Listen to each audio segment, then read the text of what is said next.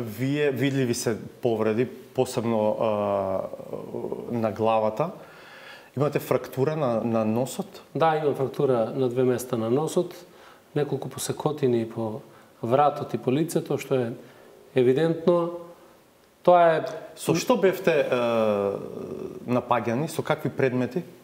Па видите, кога влегоа прво луѓето со качулки на главите, со фантомки, неколкумина, јас не можам точно да знам колку беа по број, меѓутоа влегоа, дел од нив беа и наоружени, на еден од нив испадна и пиштолот, да има ножеви со нив.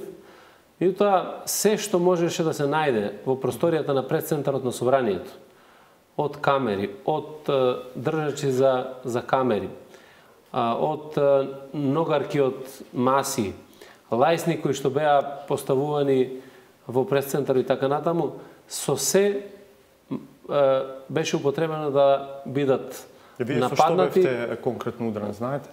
Па со железен предмет неколку пати со шипка, со неколку дрвени предмети, со еден постамент за знаме, два пати гаѓан со дел од столица и така натаму. Кому му должите благодарност за тоа што остановте живи? Покрај себе си се разбира.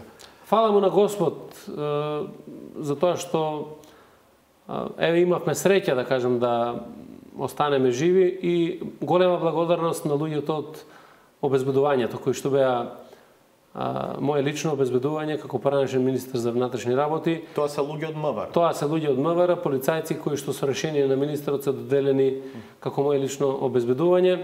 Едниот од нив беше во првиот момент со мене, додека двајцата подоцна, заради тоа што не ги пуштаа прво да влезат натре во собранието.